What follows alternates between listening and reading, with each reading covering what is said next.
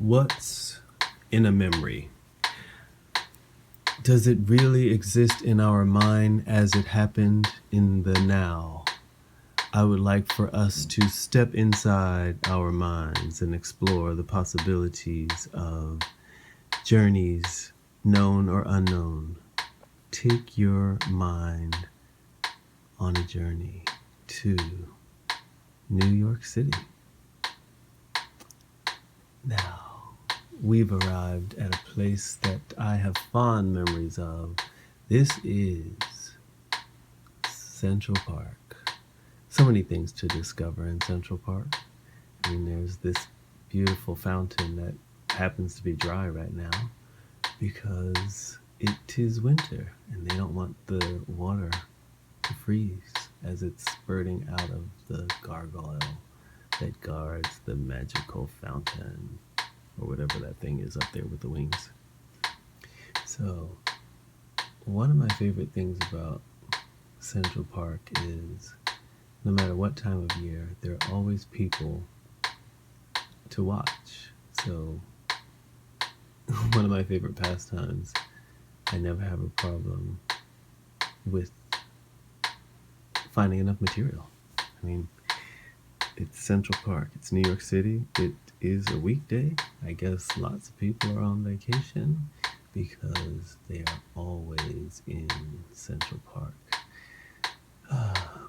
One of the other beautiful treasures of Central Park is, that's there's sort of like a square that leads to these gorgeous steps, and below those steps you see the little, it looks like catacombs, but they're not. It's like little tunnels, but it looks like, the backyard of the Emperor of China or something.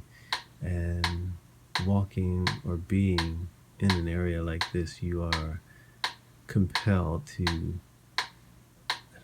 do something that's inspired by the architecture, like meditate or Tai Chi, like do some Tai Chi or martial arts or dance. Try to become one with what you see. And there is a lot to see and a lot to do, especially on a beautiful day in New York City, Central Park. I like to pretend I'm Spider-Man when I'm at Central Park personally, and just try to become one with the architecture, embody the architecture, try to find something that is normally considered ordained, or you might pass it by and it may go unnoticed, and reveal its beauty. And I guess as a dancer, I often use my body to transport my audience like a vehicle to many different places, depending on their cultural background or my cultural background, or the voyage you are prepared to take based on your experiences. You could end up in a place like Central Park jogging or taking a boat ride. They have rowboats and little hidden lakes in Central Park.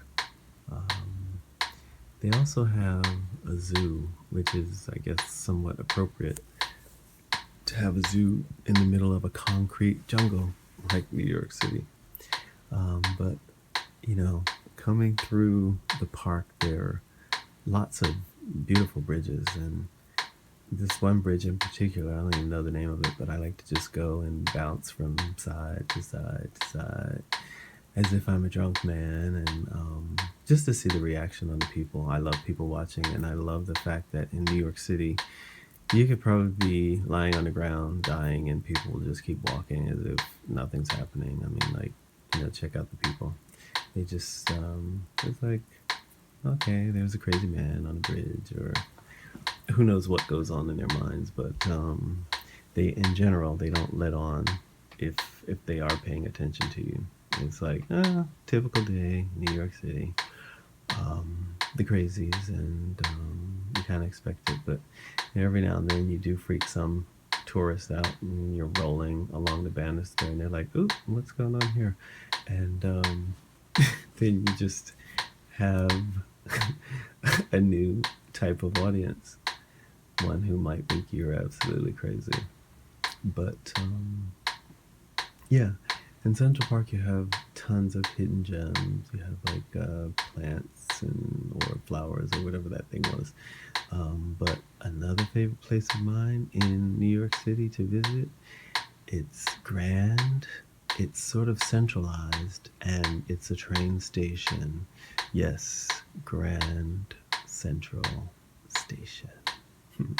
Yeah. Well, Grand Central Station is that gorgeous clock that just reminds you of the time that's constantly passing us by, and something that we often take for granted unless you're pressed for it. I mean, and normally Grand Central Station is a living reminder of the time that's just passing by, or the time that you don't have, or the time that you wish you had to travel, because, as it is a station, it will get you to that person that you probably have longing memories of, and you'd like to see. But another hidden gem in Grand Central Station, or one of the hidden gems, is this ancient telephone. It's not really a telephone, but if you are standing at one end of the tunnel and someone else is on the opposite side, you can whisper and you can actually have a conversation that only the two of you can hear. All the people in the middle of the dome are not included in your conversation. Another thing I like to do is play on the steps of Grand Central, get yelled at by, the staff telling me that I'm not supposed to be doing that. And then I'll just pretend that, oh, I'm just walking down the stairs like a normal, everyday pedestrian. Speaking of stairs, this is what every pedestrian does in New York City. They just they come across a set of stairs and like a banister, and they can't just use it like you would normally use it. They have to use it like this object that needs to be embodied and intertwined, if that's a word. Like, you just sort of intertwine your body around this particular object and become one with it. That's what you do in New York City, doesn't everyone? Yeah, I mean, and see, the great thing about being able to do something like this is, once again, it's New York City.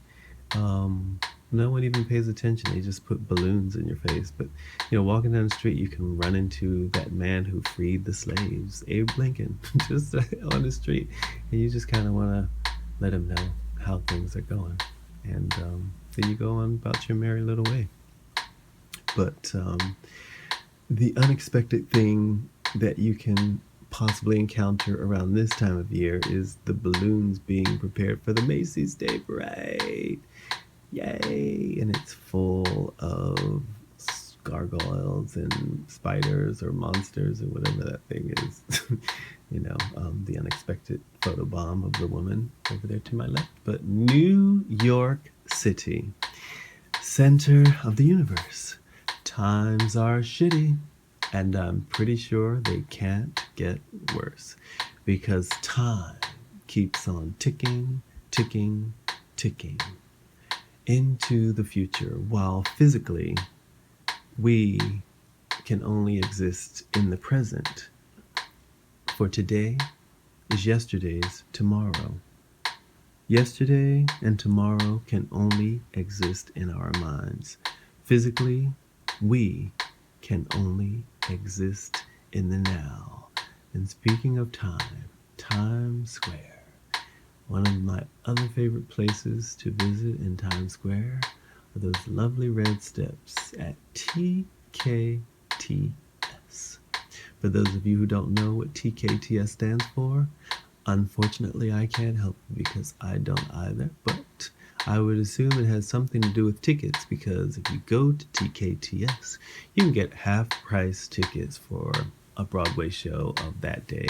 You have to get it the day of the show, and it's the producer's way of having the house be completely full as opposed to half full with people paying full price, and half empty with no one paying any price. So why don't we half fill it with people paying half price and half fill it with people paying full price? We get something for something. The other thing I love doing is appearing on the set of The Color Purple, seeing a Broadway show, because time keeps on ticking, ticking, ticking into the future. And speaking of time, I think it's about time that I teleport myself to Iowa City, because the time will always be